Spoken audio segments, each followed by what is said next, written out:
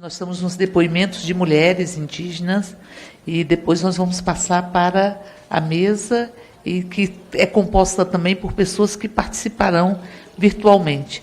E vou passar então a palavra para a continuidade dos depoimentos das mulheres indígenas, a Adriana Fernandes Carajá Coran, que é pajé Cariri Sapuyá do Sertão Baiano, por 5 minutos. Cangui, Caiapi, Herói Samiá. Então eu disse bom dia na língua Cariri. Vorronha Cangui, como vão vocês? Eu sou Adriana Coran, do povo Cariri Sapuyá, atualmente também vivendo em contexto urbano, em Belo Horizonte. Sou proveniente aqui do sudoeste da Bahia, do Sertão Baiano, com muito orgulho. E venho também de uma formação na enfermagem, na saúde. Desde então, passando pela saúde indígena e passando também pelo acompanhamento não oficial de indígenas que vivem em contexto urbano e imigrantes. Vocês estão conseguindo me ouvir? Escutamos. Tenho acompanhado, né, as diversas situações de violação de direito. Como a parente Lídia Tupinambá explicou, há vários contextos em que esses indígenas estão inseridos.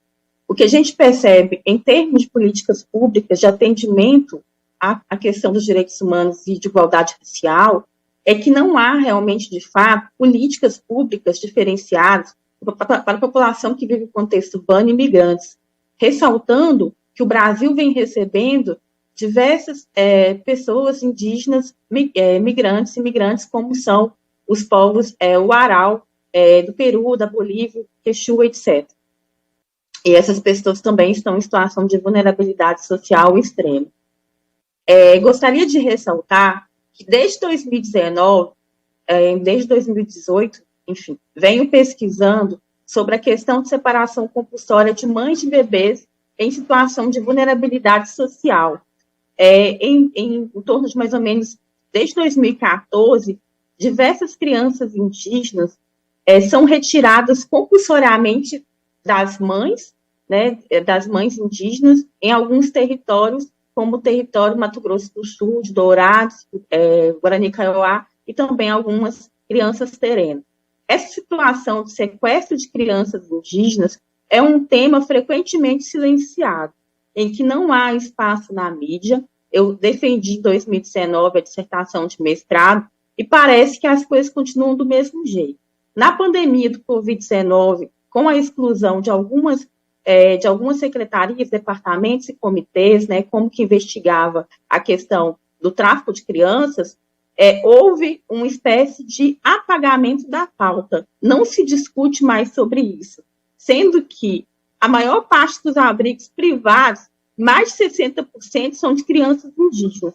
As crianças indígenas que são retiradas dos seus territórios, de aldeias, e também as que vivem em contexto urbano, passam por todo um processo de etnocídio, de apagamento e de genocídio.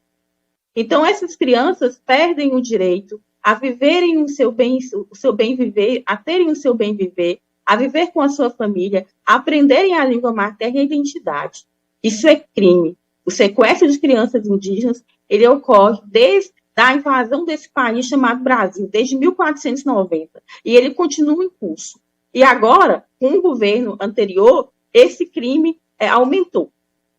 E também denunciar a questão de violência contra meninas indígenas. A gente não pode mais aceitar que meninas de 14, 13, 12 anos sejam violentadas sexualmente, principalmente em territórios atingidos pela mineração, pelo agronegócio, pelo garimpo ilegal. A ONU incluiu, inclusive, as meninas, né, o termo meninas, para contemplarem essas meninas. Os dados também apontam a questão da subnutrição infantil. Desde de 2005, que a revista Crescer já denunciava que os índices de mortalidade infantil, de morbidade e de doenças evitáveis em crianças indígenas tinham taxas comparadas a alguns lugares de África, e isso não acabou. O que a gente pode verificar pela população Yanomami e população Xavante. Fora a questão de mortalidade, que é imensa, também a CESAI publicou que as crianças menores de 1 ano indígenas são as que mais morrem nesse país. A subnotificação dos dados impedem que se façam propostas, proposições, elaboração de estratégias para sanar o problema. Não há indicadores precisos, nem pelos órgãos oficiais e os órgãos extraoficiais, como movimentos sociais, redes de apoio, etc., e associações, não são considerados como indicadores. Então, a gente não tem dados precisos sobre a situação de crianças indígenas no país. Por isso que a gente está aqui também para garantir que esse observatório ele tem estrutura e condição de funcionar, não para substituir o papel do Estado, mas também para poder colaborar com essas questões. Desde já eu agradeço, eu sei que o tempo já venceu, né, e ressaltar tudo que foi colocado pelos demais parentes indígenas. Foi hora até que é. Muito obrigada. Agradecer o depoimento da Adriana, que fala em sequestro de crianças indígenas, que fala da violência sexual e que fala também da fome.